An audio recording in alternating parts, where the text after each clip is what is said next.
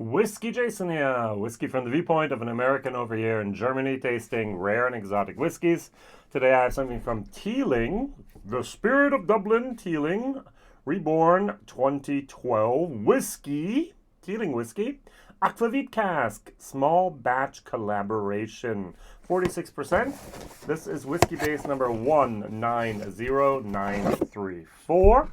And we have a collaboration with a distillery in Oslo, the Håndverksdestilleri. So I don't know if I said that right or not. My Norwegian is non-existent. And we have a whiskey that's around, let's say, between 40 and 50 euros. So let's call it 45 euros. The interesting thing, almost all the places where I can buy this whiskey, and this bottle as well, the Netherlands. This really didn't make it over to Germany. This is somehow a Netherlands, a Dutch bottling. Now, what am I going to compare it to? Well, of course, I'm going to compare it to another small batch collection here from Teeling, this time the German version. So this is a Riesling wine cask from Reichsrat von Bühl. So this is just down, what about an hour and a half?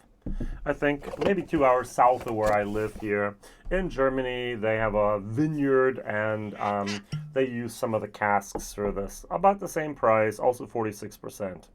Now, before I go on a little bit of a tangent, let's talk very briefly about OHD. What, you don't know OHD? Well, if you look at this, you can see OHD in that nice little logo here. OHD stands for that Oslo Håndverksdestilleri, and they make an aquavit. And if you go to oslohd.com, wow, actually it's okay, oslohd.com, Oslo, you'll find actually their products, and you'll find the OHD aquavit. And this is a barrel-aged aquavit. Now, the interesting thing is they age it in barrels for 18 months, and yet still looks like a clear spirit. So these barrels are not imparting a lot of color. Now, it's very interesting because it says our barrel-aged aquavit is a modern take on aquavit based on old traditions. And they use the historical Norwegian medicinal plants to make this round and complex aquavit. Flowers from the meadows and wild minty herbs are perfectly complemented by aging in bourbon barrels. Now, there's three parts that are very, very important for the barrels that were used here. Number one, you have to use a potato spirit. Now, other people use based on grain for their aquavit, but this is based on potatoes. Okay. The second thing is, traditionally they would have used a fortified wine cask to age this aquavit up in Norway. I don't know what type of fortified wine, a Marsala, a Madeira, a port, a sherry, anything that's a fortified wine is something they could have used. And they found out that their spirit worked best with a bourbon cask. Now let's just tell the story here. So in America, we make a new charred oak cask and use it for bourbon. Then we send this bourbon barrel to Norway, where they use it for aquavit. I don't know if something in between it's been used for or not, but hey. And it's used there. It's actually aged for 18 months in those casks. And then that barrel from Norway is sent over to Ireland. This barrel has seen more of the world than most of the people I know in America. Yeah, America, Kentucky, maybe Missouri, who knows, and then Norway, and then back over to Ireland here. And they actually use a nice little spice here called caraway. Now, my ex-wife used to make boiled potatoes. And she would actually put caraway into the boiled potatoes, just a little bit to prevent our sons back then from having colic. So it actually helps with your digestive system. That's exactly what this aquavit was used for. You ate a nice heavy meal up in Scandinavia, and at the end you had that chaser. You had the aquavit, and that caraway actually helped the digestive system. It was medicinal. Well, who knows? Who knows? All right. Now, these casks are used for this. Now, going on to my tangent that I originally also kind of mentioned here, I always have a little bit of the problem of figuring out where this whiskey was actually made. What do I mean? It says here, the Spirit of Dublin, Teeling whiskey. And yet, this is not a single malt Irish whiskey. This is Irish whiskey. Just like Scotch whiskey means that you have grain and single malt mixed together, the exact same thing is true for Irish whiskey. This is a blended Irish whiskey. All right, standard. If it doesn't say single malt, it's a blend. If it doesn't say single malt Scotch whiskey, it's a blend. And the question is, where does that grain come from? In Dublin at the distillery, they cannot make grain. They only have pot stills. They can make single malt and they can make single pot still whiskey, but they cannot make grain whiskey. So you need a column for that. And now the question is, where did the grain come from for this whiskey? Did it come from the old stock that they took with them back then when they sold Cooley to Beam Suntory that later became, sold it to Jim Beam that later became Beam Suntory? Or is it now coming from the fathers, John Teeling's distillery in Dundalk, Ireland, up at Great Northern? Or do they have some other source? Maybe Royal Oak, maybe Middleton, who knows? And then the second question that I can't answer is, where does the single malt come from for this whiskey? Now, if I buy a Jameson, I know Jameson is made on site at Middleton. If I buy Bushmills, I know it's made at Bushmills up in Northern Ireland.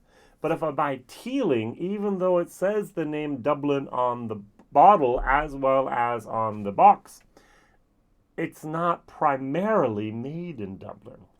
And I find that a little bit sad. Now, all these bottlings follow governmental regulations. They don't need to put it on there.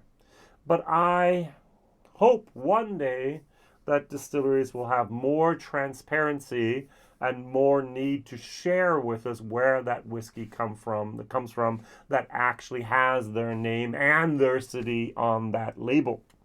Okay, that little bit of a divergence there. I had to digress.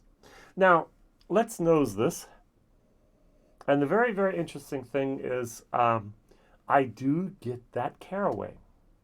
Over here in Germany, we have a caraway schnapps. Just like you have peppermint schnapps, you have all the other types of plum schnapps, and you have all these other schnapps. You also have a caraway schnapps over here. And I'm getting a little bit of that. It's almost like an ouzo, almost like an anise seed moment going on here. It's not overly appetizing for me and my palate. I would not buy a bottle of Aquavit. So, now the Riesling, I have bought bottles, and I will buy bottles, but I have not bought a bottle of Riesling from the Reichsrat von Bühl yet. Now, I do get a little bit of a grape juice moment on there, and what I do get is a mineral moment on there.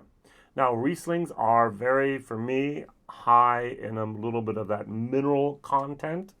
They usually grow best on mineral-based soils, and I like them cooled on a summer day. I don't think I've ever drank a Riesling in the winter, but I would buy Riesling on a nice warm day, put it in the fridge, cool it down to whatever I need to, 8 degrees Celsius, and then drink it in the evening with my wife together on the balcony or patio. And that's getting here. Some people really, really love this whiskey. I think it's okay. Now, I must commend Teeling. Their transparency is okay, not great. But what they are doing, especially here with Alex Chasko, he's actually from American that's now worked for 10 years plus with the Teeling together, with Jack and Stephen Teeling at the distillery in Dublin. And this small cask collaboration, what they've done is amazing. And some of their experiments are wow, and some of their experiments are like, well, better luck next time. And for me, this is one of these, hey, that could have worked, but better luck next time whiskeys. And that's something that I really, really commend them on. There has to be 20 plus collaborations out there already. I've done whiskey videos, I think, on 8 or 10 or whatever on those. And there's so many more, especially a lot of breweries and so on, that they're doing great, great stuff with. All right, all that said, let's try this whiskey. You'll see in a moment.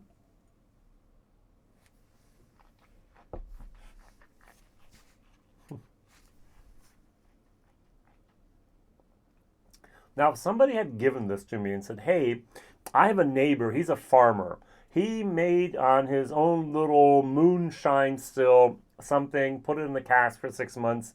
You want to try it? I would have tasted it and went, well, give it some more time. I don't know. That's what this tastes like. This tastes like bad moonshine. And that's one of the reasons I think that they did not use the coolie stock for this. I think this is brand new, 3-year-old, maybe 4 max. Great Northern. Great Northern makes great grain whiskeys, but it needs a little bit more time. And it's got bite. It's 46%. It's so youthful. It's so harsh.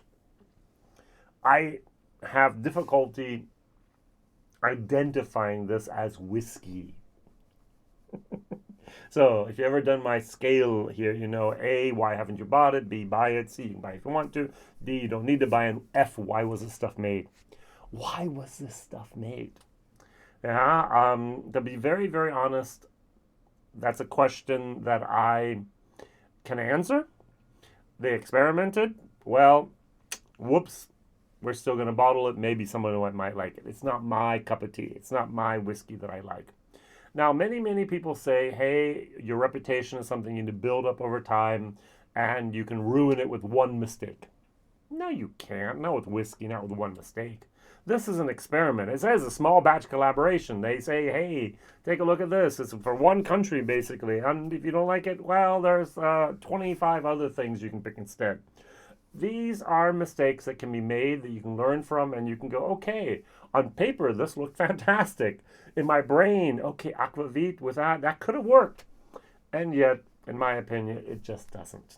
All right, this is an F for value for taste as well as for value for money. This is going to be on my top 10 flops in Irish whiskey in 2022 that I've had. I cannot imagine that there's going to be 9 other whiskeys that even are worse than this. It just does not do it for me at all. Oh, I haven't even tried putting a little bit of water in here. It is 46%. Would that help? I'm sure it doesn't.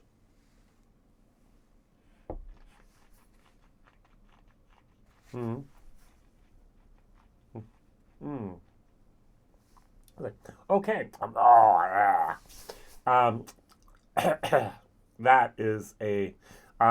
the aquavit really is there. That caraway is really there. But it's definitely not my drink of choice. I've had aquavit before in my life. At restaurants and at families' homes. Hey, Jason, you need something after dinner here. We can have aquavit. Ask my wife, will you drive? Yes, no problem. So, and if you really cool it down to freezer temperature, you can almost drink it, but still it burns all the way down. I just feel not so manly while drinking because it's like, this stuff is very hot. Give me my good whiskey instead. And that's what I'm getting here. It's definitely not for me. And yet I applaud Teeling for their experimental genius of trying things and figuring out things that work and things that don't really work.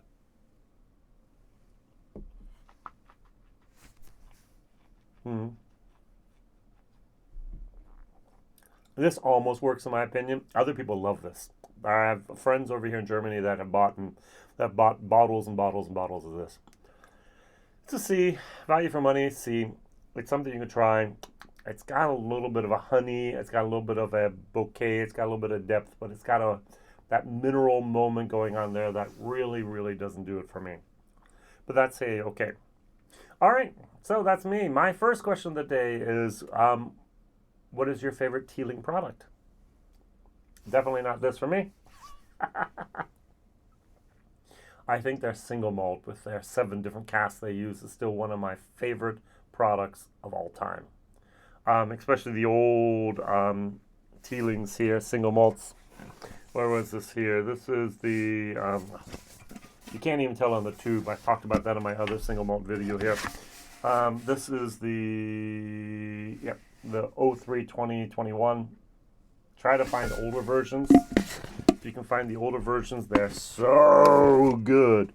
I actually went on an auction site and bought the another bottle of the 2014.